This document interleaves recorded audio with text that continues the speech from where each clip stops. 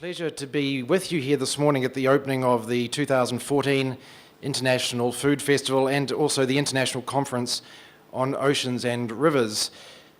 As I'm sure you all know, tourism is a vital component of the Fijian economy.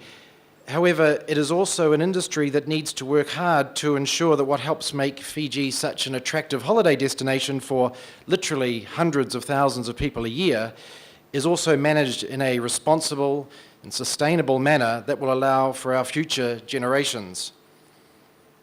This year, Fiji has welcomed more visitors in the first 7 months than in any of the previous 4 years. Australia, who make up around about 50% of our visitor arrivals, is a growing market. New Zealand, our second strongest market, is actually up 11% in the first 7 months of this year. But the longer haul, the more traditional markets of North America and Europe and the burgeoning markets of Asia, especially China, are also significant growth opportunities for Fiji, and I'm pleased to let you all know that Tourism Fiji will soon be opening an office later this year in Shanghai, in China, to help capitalize on some of the opportunities that market presents to us. However, it's important to have growth, obviously, for our industry, for our economy, but it's equally important that this growth is managed in a sustainable way. And it's one thing to get more people through our front door, more visitors into Fiji, but that's only one of the levers to increase the economic output of our tourism industry, and the others are to get people to stay longer, and most importantly, to encourage them to do more, and therefore to spend more. And one of the ways that we can do that, and it's something you will see here over the next few days, is to get them to experience more of the rich Fijian food and cultural experiences. The Fijian tourism industry cannot succeed without a strong and healthy national airline. To that end, the rebrand of Air Pacific as Fiji Airways and the subsequent investment in new aircraft, routes and product is very positive for our industry. However, we also need to be mindful that Fiji Airways is a very small airline by international standards, and other airlines also play an important part in the current and future growth potential of our industry. And it's worth noting that so many airlines are seeing the potential in this industry here, and it's worth noting Air New Zealand's commitment to increasing their capacity into Fiji next year by up to 16%. So as part of that, to that end, it's important that our industry, particularly government, continue to put in place strategies that encourage growth for our industry that will benefit both Fiji Airways and the wider industry, but do this in a sustainable, manageable way. For our part, Tourism Fiji is single-mindedly focused on communicating to potential travellers in a way that is both relevant and timely. In an ultra-competitive global tourism industry, Fiji cannot simply rely on beautiful white sand beaches and crystal clear water alone.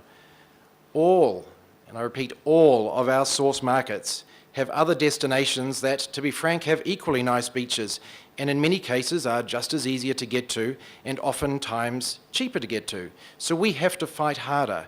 We have to differentiate Fiji so that visitors choose to come here for more than just our physical beauty. And there are really 4 ways that we can do that. The first is the place. That is the physical environment that is Fiji. Without that, we don't have anything. The people of Fiji. And the two of those, the place and the people, intrinsically go hand in hand to make what is the unique Fijian experience.